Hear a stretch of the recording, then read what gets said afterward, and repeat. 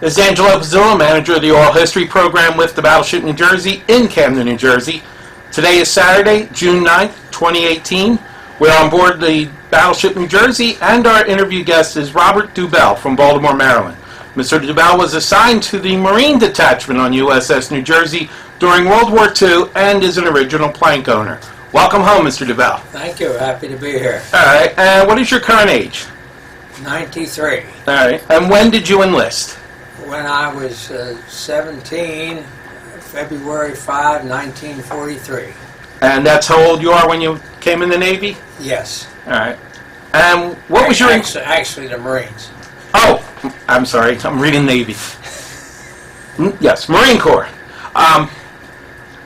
What was your inspiration for joining the Marines?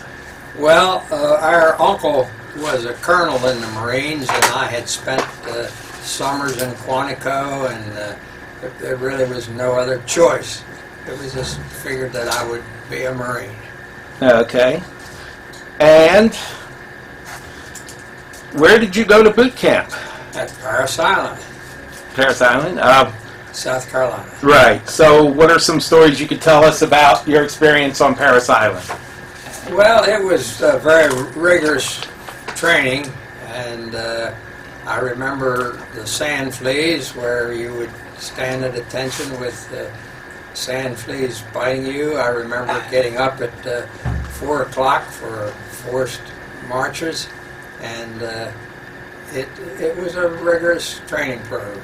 And how long was it? About 12 weeks. 12 weeks for Marines. All right. Now, after that, what advanced schooling did you do? I was sent to the sea school in Norfolk, Virginia, and then on to the New Jersey, actually before the commission in April of 1943, so I had my 18th birthday on the USS New Jersey. Mm-hmm. And you found out you were going to the New Jersey while you were in sea school? At the end of the sea school. Okay. So when you first saw the New Jersey, what was your reaction? It was sort of wow, because I had grown up on the Chesapeake Bay, and the biggest boat I had seen up to that point was the Emma Giles, which was a bay schooner. So it was pretty astounding when I walked across the river here in the Philadelphia Navy Yard, and my first appearance was a wow. Mm-hmm. And you were part of the commissioning ceremony, correct? Yes. So you were in your dress blues? Yes. What was that like, hearing the ceremony to commission the New Jersey? It was, as a kid, it was very impressive, and as I think we had Secretary Forrestal here, which was, and many admirals. Admirals were kind of commonplace to Marines. We had many interchanges with admirals, including Admiral Halsey and Admiral Spruance. Okay. All right. So what was your everyday life like on the New Jersey? Well, I think it was pretty boring, but it's punctuated by moments of sheer terror. Okay. And what was your general quarters station? My general quarters was on the bow, on the starboard side, and I was a 20-millimeter anti-aircraft gunner. Okay. Any stories of that time, like while you were up there? Anything you'd like to talk about there? Well, I guess the most startling engagement, and we had many engagements, was when the Japanese were making a final aerial stand, and they dropped star shells, so it was like being in a night baseball game, and they sent hundreds of kamikazes out, and that was the time the Bunker Hill was hit and badly damaged. I think about 700 members of the crew were killed, and we were right next to it, so that was pretty exciting. Mm-hmm. So you saw the damage as it happened? Yes, and one of the bad memories of my life is that the next day they buried at sea 700 plus crew members from the Bunker Hill and played taps at each burial. And what they did was put the body in a canvas and put a 5-inch shell to weight it down so that they were sent to the bottom of the sea. So that was probably one of the most solemn days of my life. Mm-hmm. All right. So you were on the New Jersey also during some of the battles in the Carolines, Truk Island, Marshall Island, the Philippines, Okinawa, all of them. Iwo Jima. Iwo Jima. So you want to, first of all, the Marianas Turkey Shoot. What do you remember about that? Well, that was, I think, the biggest loss of Japanese planes during the war. And Spruance was the admiral at the time. And they overextended themselves, and they were coming back after dark. And they had no radar. They simply had a fellow standing on the fantail with phosphorus paddles telling them how to come in and land. And Spruance made the courageous decision. We weren't allowed to have any lights, no cigarette matches or anything of that nature, and he turned all the lights on so that the pilots coming back late could land, and that was pretty exciting. But fortunately, the Japanese were so spent in the battle that there was not much opposition. Mm-hmm. Now, while you were manning Norfolk, did you personally shoot down any fighters? Well, I participated. It was very hard to tell because the New Jersey had tremendous firepower, and so it wasn't just a case of one gun shooting. So I participated. It's a little hard to honestly say who made the kill. Okay. So talk about some of the other battles that you were involved in. You were at Okinawa and Iwo Jima, so you heard the 16-inch guns firing? And what was that experience? Yes. We would always bombard a few days prior to the landings. And so with Saipan and Tinian and the Marshall Islands and Okinawa, Iwo Jima, we would have a heavy period of bombardment prior to the landing. Mm-hmm. All right.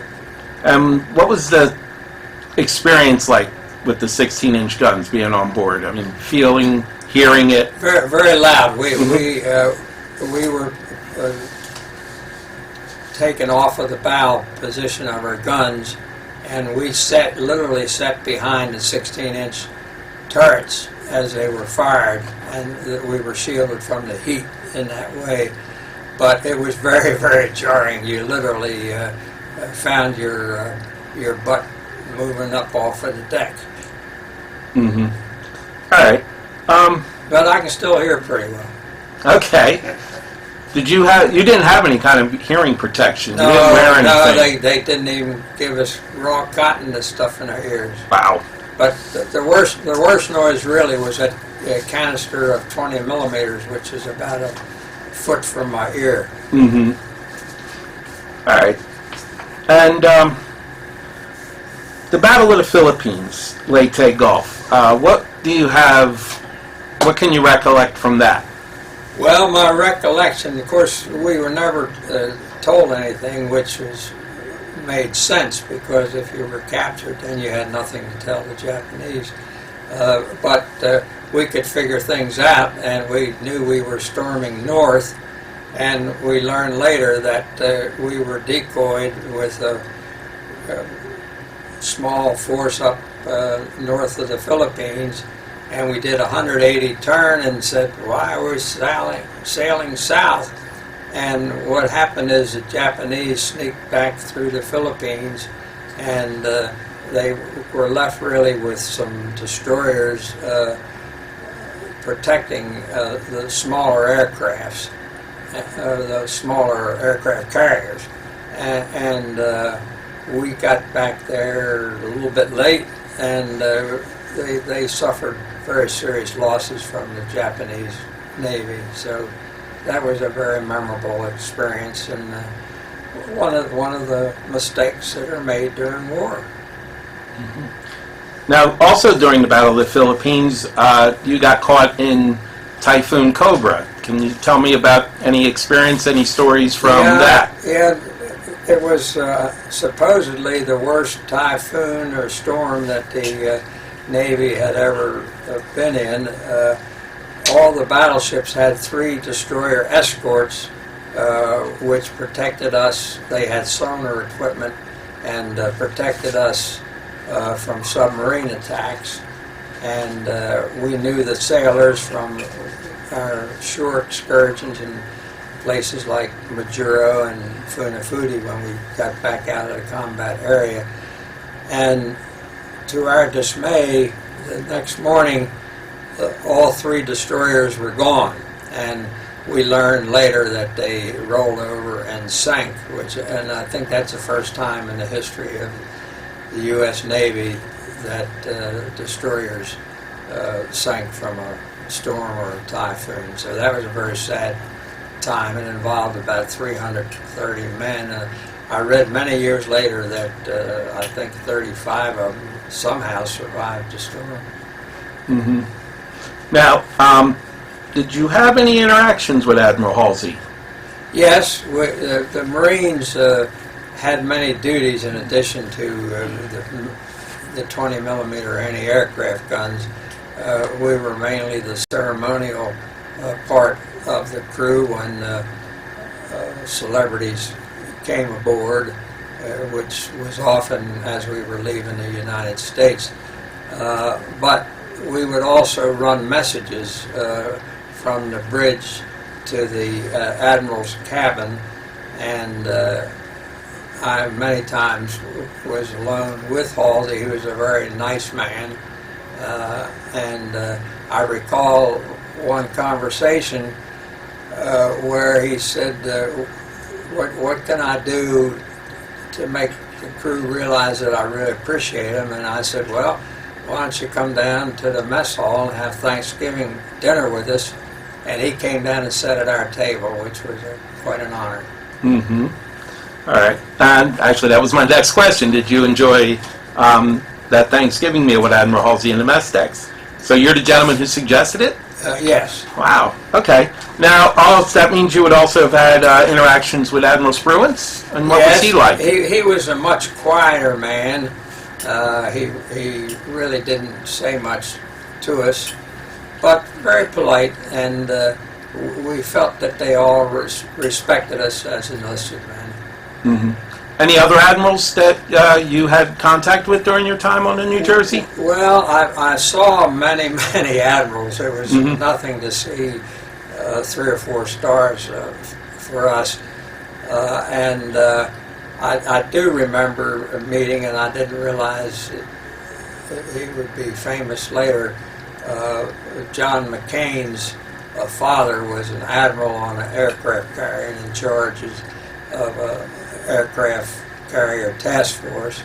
And that was a great honor, looking back on it, to meet McCain. Mm-hmm. All right. Just some lighter stories about any ports of call that stand out, and what was your favorite? Well, not really a port of call, but after we bombarded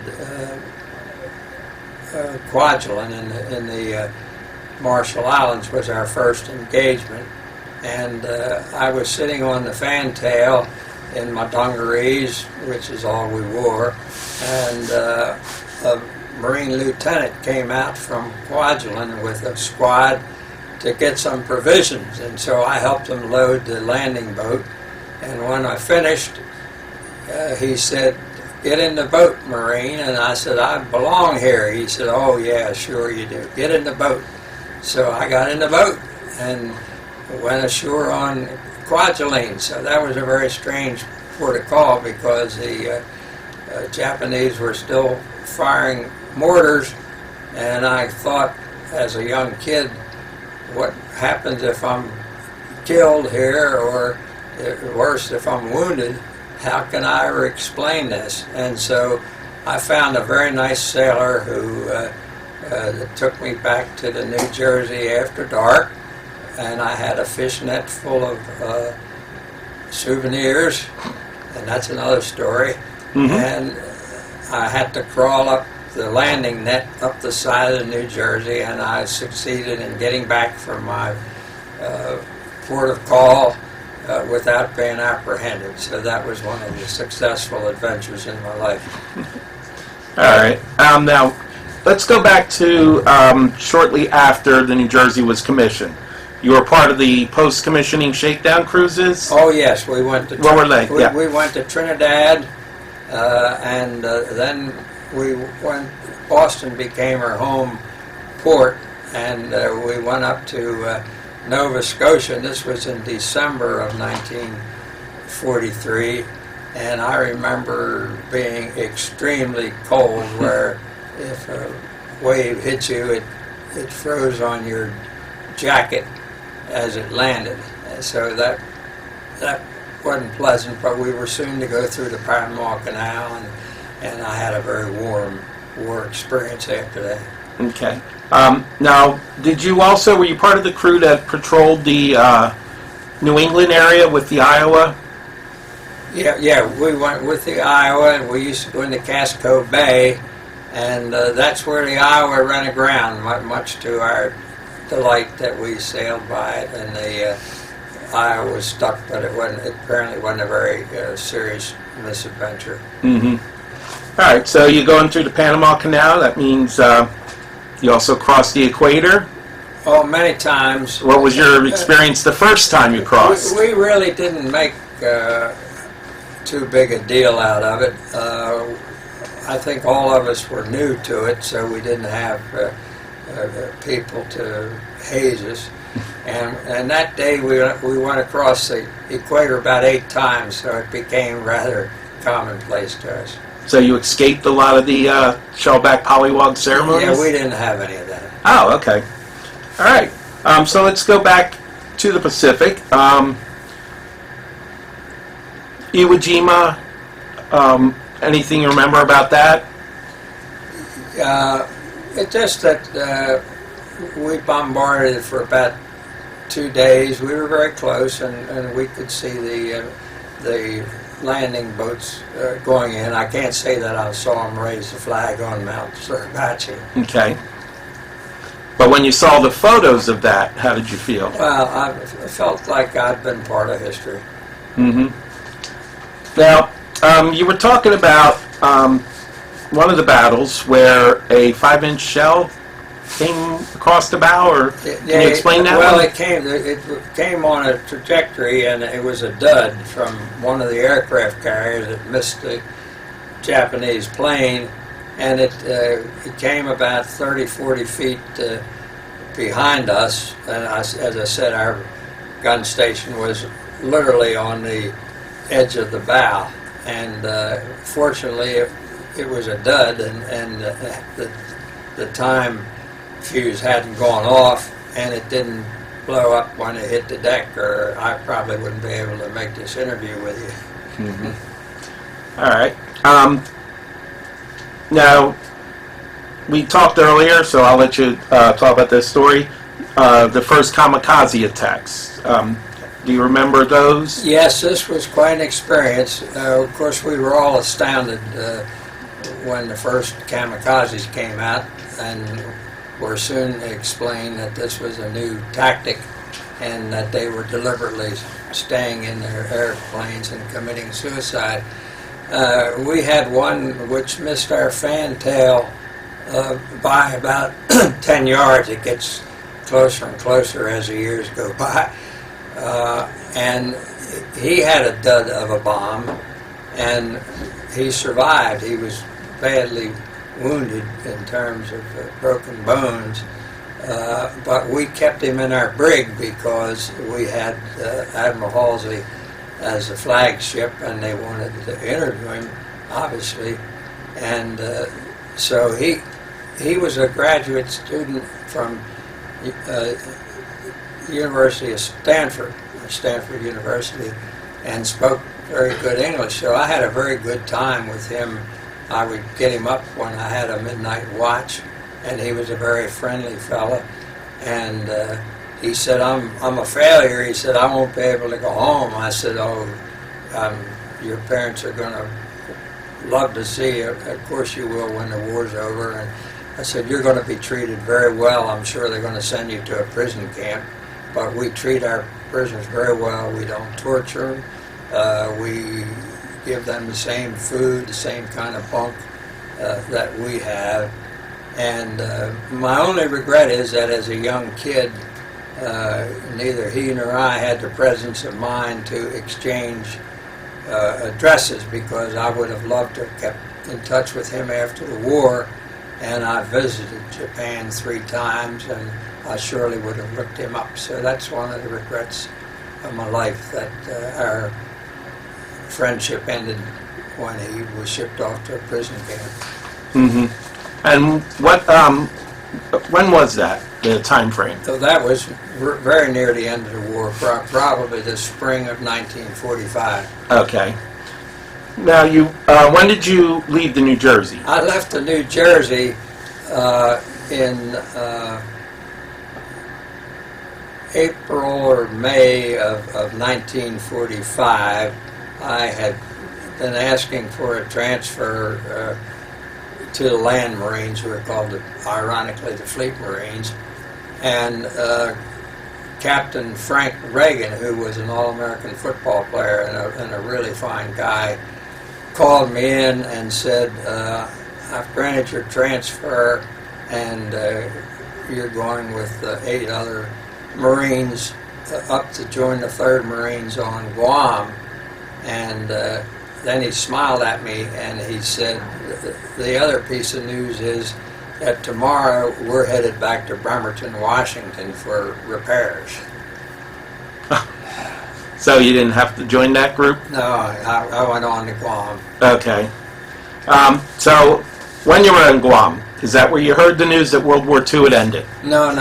Where were you for that? I was at Guam for about 6 weeks, and then everybody who had 2 years of overseas service was sent back to the U.S.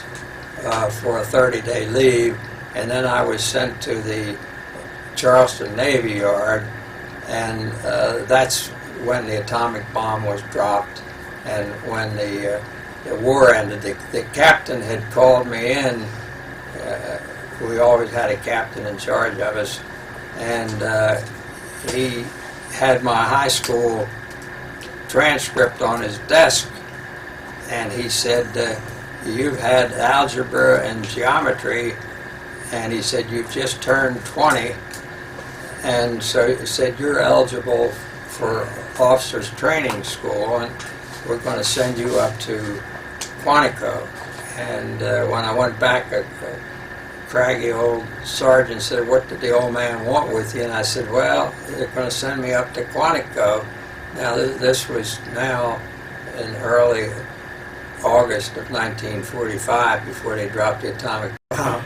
And he said, well, son, he said, a year from now you're going to be dead, because we're going to invade Japan, and you're going to be a Marine lieutenant leading a squad in the first wave.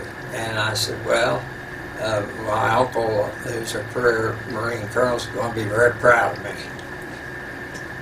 Okay. So, and then, of course, the official surrender was September of 45. Yeah, then the captain called me back in, and he said, son, he said, you can continue on up to Quantico.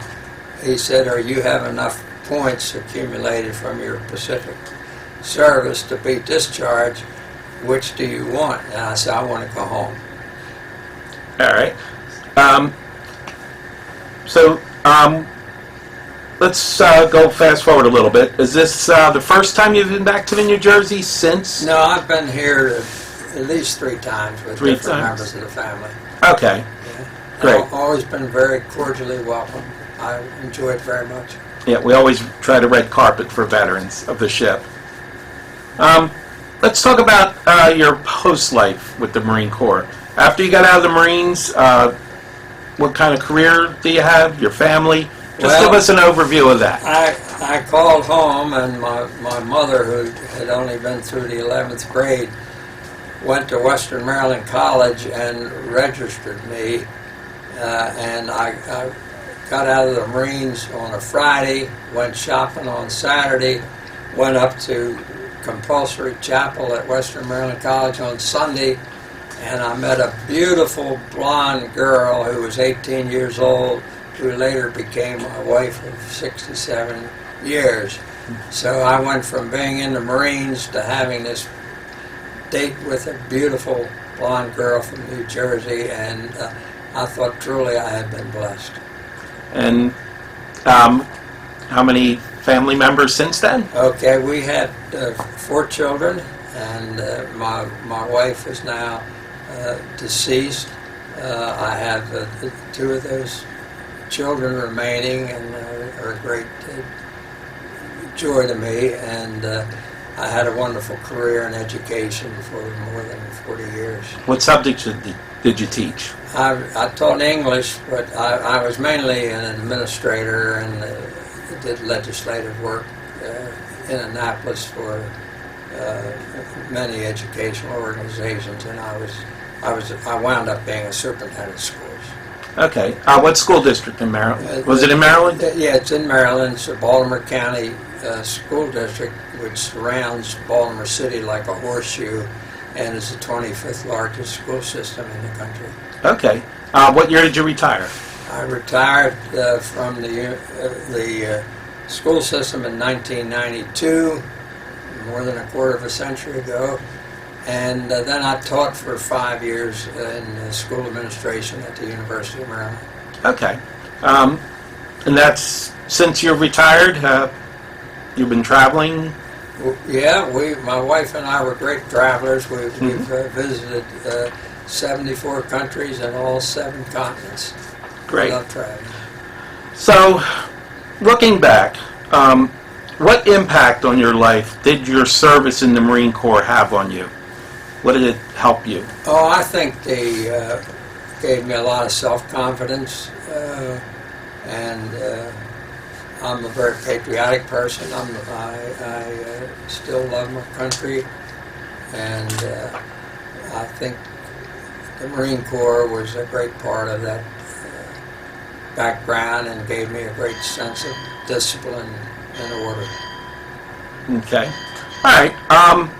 This is kind of where I will ask just an open-ended. Is there any other stories or any anecdotes that you'd like to share from your time on the New Jersey? Anything that might come to mind? Well, I think maybe going back to the storm, a buddy of mine named Sonny Masters, who's now deceased, and I had a station up in the top of the conning tower, and you had the choice of going on the outside ladder or the inside ladder, and we took the outside ladder and found out that the ship was rolling so much that when we looked down at the end of the roll, all we saw was sea, and then it rolled the other way, and it was very easy to climb the ladder, so we ran up the ladder, jumped inside, and Master said, "I don't know about you, but I'm coming down inside." And what part of the ship was that? That was in the main, we called it the crow's nest in those days. Mm-hmm. And what level was that? Way up at the top of the conning tower. Okay. Yeah. Oh, at the top of the conning tower. Yeah. So right around the 05 level. I guess so. Okay, great. All right. Anything else? No, I think it's a pleasure being here, and you brought back a lot of great memories. It was an important part of my life. Okay. All right, then we'll go ahead and close out. Thank you for your service and taking time to join us. Thank you for having me. All right. This concludes our interview, and this is Angelo Pizzullo, manager of the Oral History Program on the Battleship New Jersey in Camden. Today is Saturday, June 9th, 2018. Our interview guest was Robert Dubel of Baltimore, Maryland.